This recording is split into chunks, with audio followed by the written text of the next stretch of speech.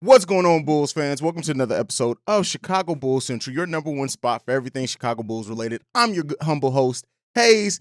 Not so humble all the time, but regardless of that, I'm your host, Haize. On today's episode, we'll be talking about rumors that the Chicago Bulls may have their eyes on John Collins and what that could mean for the potential Rudy Gobert trade that we heard that the Atlanta Hawks would offer John Collins in, and if that could turn into a three-team trade. We'll talk about all that. We'll also get into draft prospects that I feel the Chicago Bulls should avoid heading into the 2022 NBA draft. We'll get into all that and more in today's Chicago Bulls Central.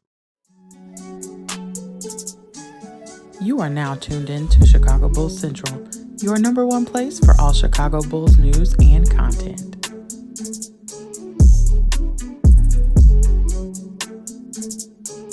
All right, Bulls fans. So first up, I already told you guys, this is going to be a week of wild rumors, news, speculation, everything. It's going to be going a mile a minute. And so we got released early this morning that the Bulls are reportedly interested in John Collins, that they've had their eyes on John Collins. Now, we heard last week, and I said before that Bulls have been priced now out of the Rudy Gobert market because we did hear that the Atlanta Hawks would be offering John Collins in an offer for Rudy Gobert to bring Rudy Gobert to Atlanta. Now, I will still say this, that if that is the package, the Bulls have then now got themselves, they've been priced out of the Rudy Gobert market. But with now the rumors coming out that the Bulls have their eyes or have had their eyes on John Collins, and the wording there is important, right?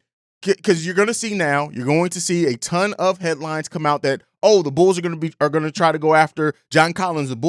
John Collins is a Bulls target. You're going to see a lot of that. When the way that it's worded is important. I always say this: words mean things. And to say that they've had their eyes on John Collins is vastly different than saying that they're actively going after John Collins. It means that they could have kept their eyes on the market. That if something with John Collins comes out, if the Hawks decided that they wanted to pull the trigger on a John Collins trade and they put him on the market, that they're just going to monitor what that value is to see if they possibly could make a move. It does not necessarily mean that the Chicago Bulls are going to be actively and aggressively going after John Collins. I wanted to say that up front, but for the nature of conversation and for the nature of speculation and to just have some fun on this show, let's talk about what could possibly happen now with the Rudy, when you add in what we've heard about the Rudy Gobert trade, right? So we've heard that the Atlanta Hawks were going to do a package around Clint Capella, Kevin Huerter, and John Collins and their pick to possibly go after Rudy Gobert.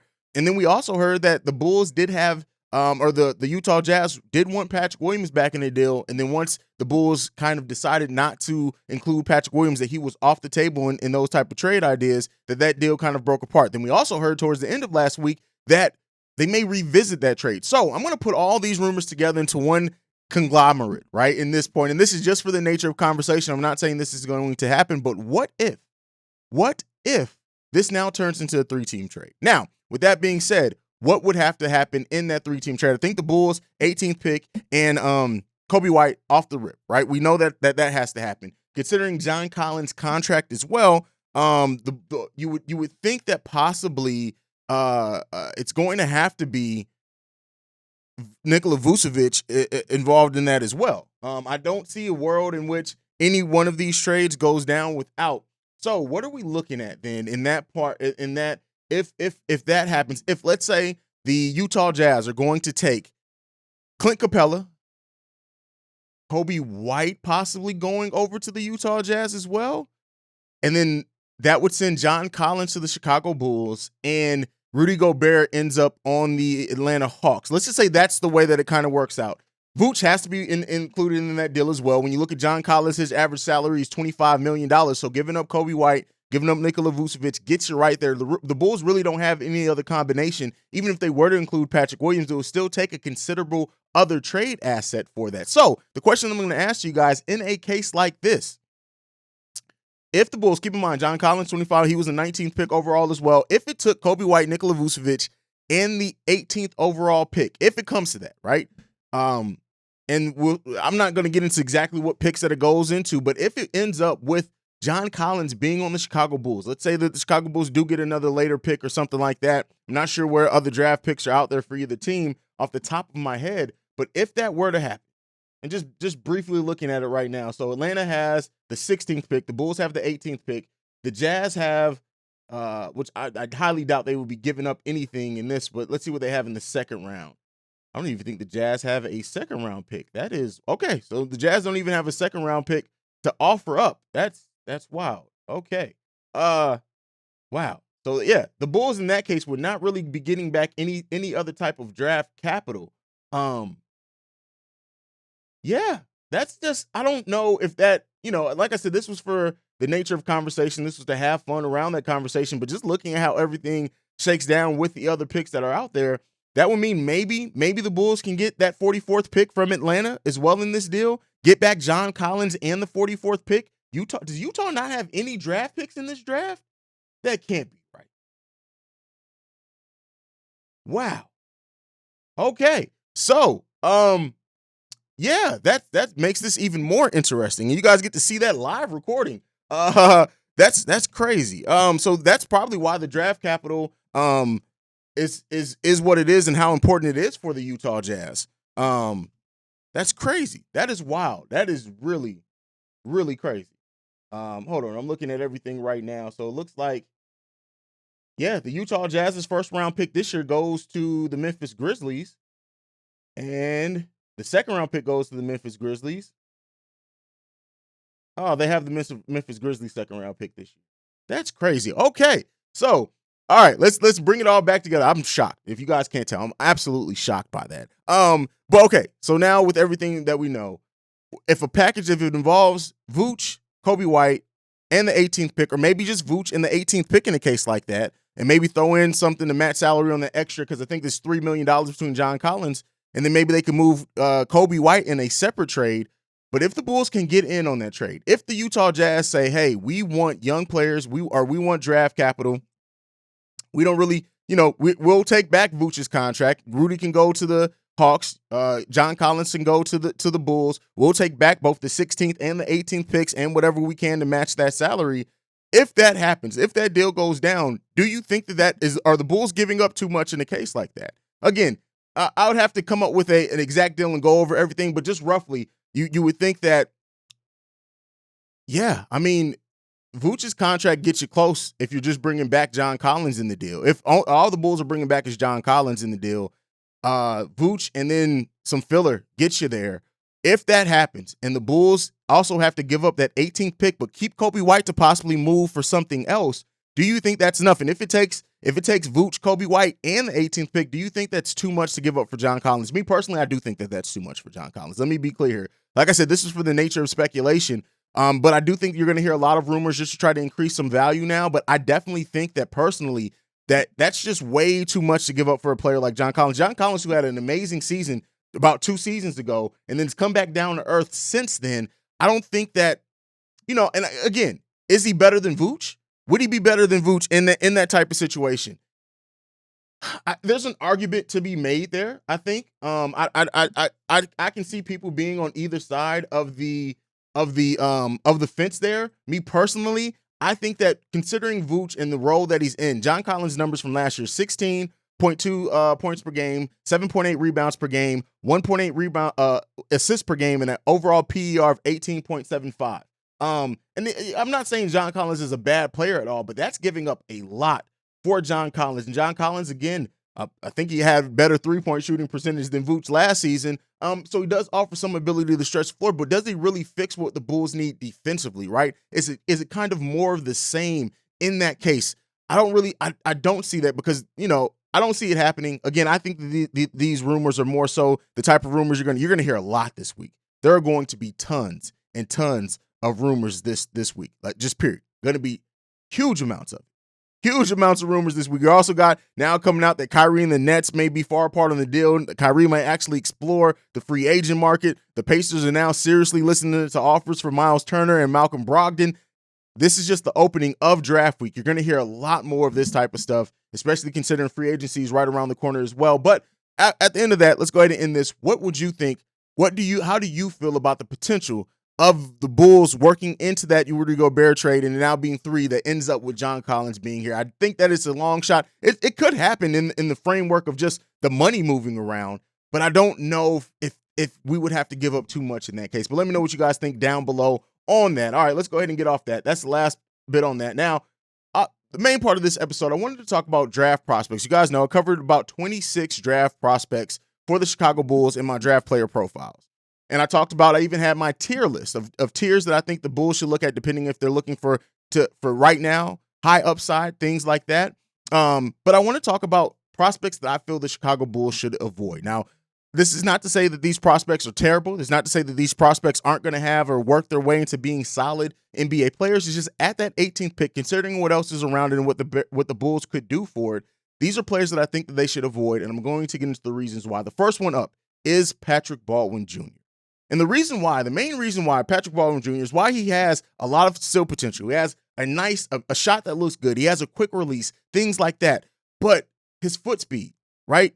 The defensive end of thing, while he does, I said in my analysis of him, he projects to be a solid 3-and-D player. He could even, if he develops, work into a 3-and-D starter at the NBA level at some point. He's only 19 years old. He'll be 20 by the time the season starts, to turn 20 shortly thereafter the season starts. But when I look at Patrick Baldwin, what I see, and unfortunately, is Chandler Hutchinson. I think that if this goes wrong with him, that he's going to be a Chandler Hutchinson type player, a player that never quite brings everything together. He has what looks like the ability to be a 3-and-D player. He has the ability, what looks like he's going to have a good shot and things like that, but it's not as consistent right now. Even his 3-point shooting, 26% on 3-point shooting in his only year in college, and also 34% from the field. Now, again, 19 years old, about to be 20 years old in November, those things could go over, but while he has legit size, being 6'10", 220 pounds, he projects to be more of a small forward than a power forward. And God forbid he does play power forward, because his frame right now, I think he'd get cooked on defense. I think some of the quicker players in the league on pick and rolls and things like that, he can get him. Yes, he's unselfish, right? But I just don't see Patrick Baldwin, in my opinion, considering some of the other prospects around that the Bulls can get that look to be better defensively than what he is right now, and possibly a higher ceiling as far as offensively as well. Patrick Baldwin Jr. is a player that I think the Bulls should avoid. Now, he does have high basketball IQ, and that could be the thing that really does help him. If he gets to a team that has a good system, a smart coaching staff, his basketball IQ may be what turns him into and keeps him being a solid player and fixes some of these things. But just looking at right now, looking at the things that he lacks, considering this Chicago Bulls team right now, and the fact that almost whoever we draft is going to need to play a role right away, I don't think Patrick Baldwin Jr. should be the pick at the Bulls, especially at number 18. Now, if the Bulls were picking lower in the 20-25 area, a lot of those concerns will go away, because I think at that point the upside becomes, if you can get a high upside player with that type of basketball IQ that low in the draft, it changes some things. But and even his motor is sometimes a question for him.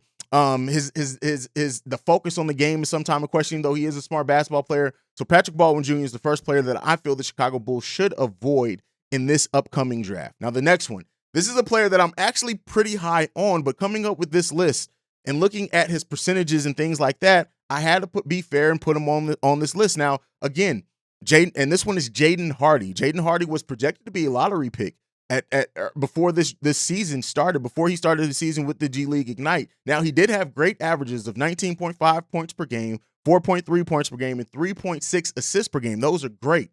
But even in that, he did not shoot the ball efficiently. The reason why I think the Bulls should avoid Jaden Hardy is that as of right now, if things don't go right, while he does have a lot of upside, Jaden Hardy predicts to be a high volume shooter, somebody who needs a lot of shots to be productive. And with those percentages, I think that you can get a player who can shoot better percentages and give you some better things on the defensive end, that you don't necessarily have to wait on that upside. Now, if Jaden Hardy's upside comes in, he can be a starting 2-guard in this league easily, I think, right? But again, there's a reason why he's falling down some mock drafts as well. There's a reason why with that. When you look at those shooting splits, like I said, those percentages, they don't really scream at you as something positive, especially, he is a younger player as well. He's 20 years old. He just turned 20 in January. But I do think looking at this is that, again, if you're going to go upside and somebody who's not ready right now, there are better upside picks. And Jaden Hardy, even though he looks to be a solid scorer, but that's a volume scorer. And coming into the Chicago Bulls team, he's not going to get a huge number of shots, even if he were to be the quote unquote Kobe White replacement. And that goes back, and that is part of the reason too. I like to compare a lot of these to what's going on now. At the worst, Jaden Hardy is Kobe White, right? And he probably may be that his first couple seasons. And with that being said, if you're replacing Kobe White for Jaden Hardy, the benefit you're getting at that point is the fact that he's under a better contract for longer than what Kobe has. Kobe's contract extension coming up. But when I said the Bulls in a win now position, and if I do think if they're going win now or if they're even going upside, there are just better players to pick than Jaden Hardy at this position. Still high on him overall. But I do think that Jaden Hardy is going to turn into a solid NBA player, but I'm just worried about that initial fit and the number of shots that he would need to quote unquote be effective as one of my lights goes out. And the type of shots that he would need to be effective. So Jaden Hardy is number 2 on my list here. The next one up is Caleb Houston. Now, Caleb Houston, again, legit size, 6'8", 205-pound shooting guard / power forward from Michigan. Covered him as well. And while, again, not somebody that I'm saying is going to be a bust, let me be clear. Every player that I bring up here, I'm not saying is going to be a bust. I'm strictly saying that these are players that I think the Bulls should avoid if they stay at that 18th pick. Caleb Houston is another player that I think if the Bulls were drafting lower, if they do drop down, I would not mind them taking it all. But at that 18th pick, I think they're going to be better prospects here. While he has the archetype of being a 3-and-D shooter, right? 60% from three-point range. So good. And he's not, and 20 years old now, but he's probably going to be a one-dimensional wing player. And so what that means is that one-dimensional, like, yeah, the number of shots that he gets off screens, looking at his attempts off screens, he hits 8 of 37 attempts off screen and 5 of 23 off pull-ups. That's not great. That means that you're going to have to create for him, right? You're going to have to really create for him. And, you know, he's not the best passer either. And he doesn't have any type of off the dribble, and his athleticism isn't the best either, even with his length and his height. He has, I think, lower than average positional athleticism for his position. So because of that, again, Caleb Houston is going on this list and rounding it out as the 3 players that I think the Bulls should avoid in this upcoming draft if they stay at the 18th pick. Let me throw that caveat out there as well. Let me be clear here. I'm saying if they stay at the 18th pick. A couple of these players, I would still say avoid Patrick Baldwin. If the Bulls move and they stay in the first round, let's say they get a low round pick, Jaden Hardy and Caleb Houston are players that I wouldn't mind them drafting. I wouldn't necessarily mind at Patrick Baldwin either. I just would like those other 2 players over him. But again, Caleb Houston, just because of how he end up being a one-dimensional offensive player, even if he does give you that defense, I just think there are better players, especially when you look at like an EJ Liddell who will play a similar position to Caleb Houston. Now, a very different player, but a player that I look at and think, hey, man, I'd rather them go EJ Liddell here, things like that. So those are players that I think. Let me know what you think on all these players down below. I know some of you guys are going to agree, some of you are going to disagree, but again, that's just how I feel about players that they should possibly and look to avoid in this upcoming draft. So, hey, it's going to be a wild week of news for the Chicago Bulls and for the NBA as a whole. Be on the lookout. You may want to have your alerts turned on for this channel because don't be surprised if I'm dropping a midday video almost every day this week with news or rumors that come out. Do not be surprised of that at all. So it's going to be a very interesting time here around Chicago Bulls Central. Thank you for all your continued support. Make sure you follow the podcast at Bulls Central Pod. You can also send us any feedback, questions, comments, concerns, bullscentralpod@gmail.com. Lastly, if you want to leave a text and or voicemail, the number to do so is 773-270-2799. Like I like to end every episode on, go Bulls. Love you guys. Peace, y'all. This has been a presentation of the Break Media.